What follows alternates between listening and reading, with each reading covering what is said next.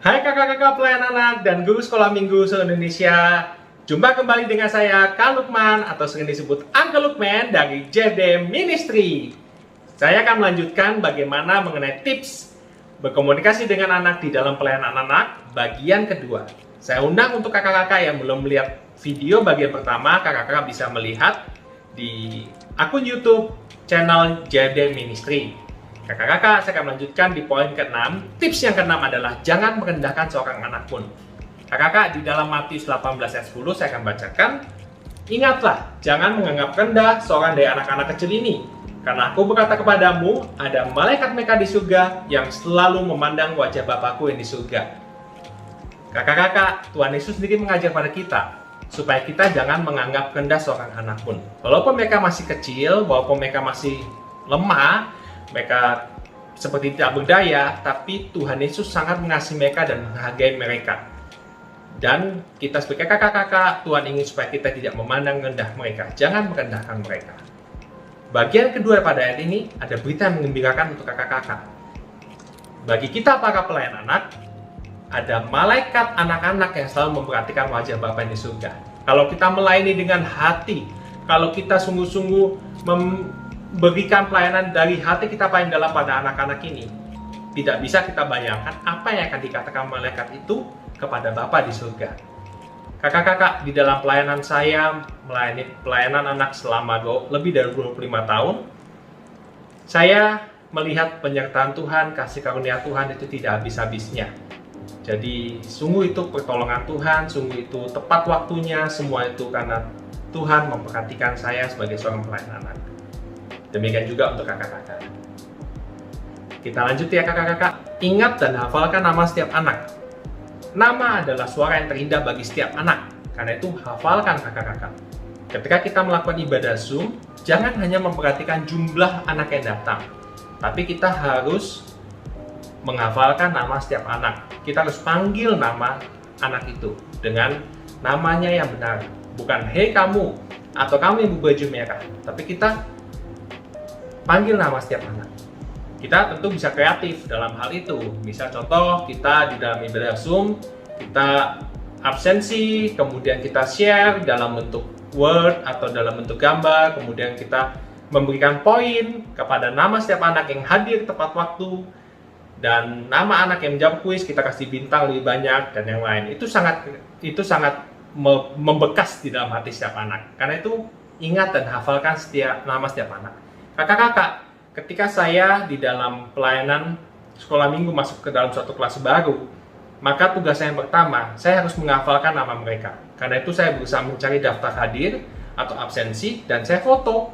Dan saya hafalkan, saya doakan, sehingga pada waktu saya mengajar mereka, anak-anak itu, mereka mengenal gurunya. Mereka tahu, karena mereka dipanggil sesuai dengan nama setiap anak. Saya bicara, "Hai Jen, hai Nicholas, hai Martin." Jadi saya memanggil nama setiap anak karena saya mengasihi mereka. Karena itu ingat dan hafalkan nama setiap anak. Tips selanjutnya, tips yang ke-8, jangan pernah berkata kasar. Apa kakak-kakak? Kasar. Kenapa? Seringkali kita mungkin diuji kesabarannya sebagai kakak-kakak. Ibadah online, anak-anak itu mencoret PowerPoint atau share screen yang kita sediakan, dan kita sudah berusaha membilangi dan mereka tidak mau mendengarkan. Tentu harus ada treatment khusus terhadap anak seperti itu.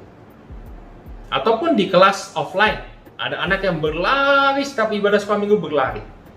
Kakak-kakak, untuk anak seperti itu, kita jangan memperhatikan mereka. Tapi yang kita perlu lakukan adalah kita puji anak-anak yang berkelakuan baik. "Hai Jen, kamu baik sekali. Kamu mendengarkan kakak dengan sukacita, kamu dengan penuh perhatian." Kemudian kita beralih pada anak berikutnya. "Budi, wah kamu nih luar biasa. Waktu ibadah, kamu duduk dengan baik, kamu duduk dengan rapi, kamu sungguh-sungguh berdoa. Luar biasa kamu." Kemudian kalau anak yang tadi masih berlari atau masih mencoret-coret, kita panggil secara khusus setelah ibadah. Dan kita masuk ke dalam jiwa mereka lebih dalam. Kita bicara pada mereka dari hati ke hati. Itu yang akan merubah mereka. Jangan berkata kasar. Karena ketika kita berkata kasar bagi kakak-kakak, maka itu akan membekas dalam hati mereka dan itu akan merusak hubungan kita dengan anak tersebut.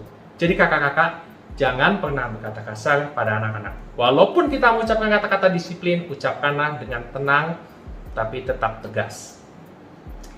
Poin nomor 9, untuk anak-anak kelas besar, biasakan ajukan pertanyaan terbuka.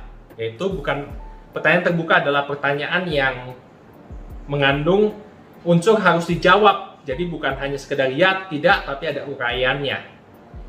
Di dalam pertanyaan terbuka ini ada 3 jenis pertanyaan. Yang pertama adalah head question, heart question, dan hand question. Artinya apa kakak-kakak? Pertanyaan pengetahuan. Misalnya contoh, apa yang kamu tahu mengenai Nabi Nuh? Misalnya, apa yang kamu tahu mengenai Batra Nuh? Dia bisa bercerita. Kemudian, hard question kita, apa yang kamu rasa kalau kamu jadi seorang Nabi Nuh yang disuruh membangun batra yang besar? Padahal pada hari itu tidak ada hujan.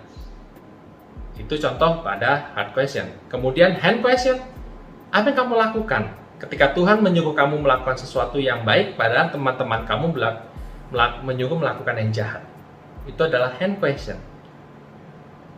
Jadi ada 3 jenis pertanyaan terbuka yang kita bisa ajukan untuk anak-anak kelas besar.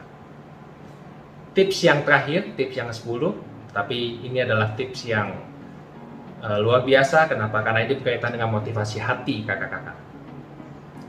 Berkomunikasilah dari hati yang mengasihi Tuhan dan anak-anak.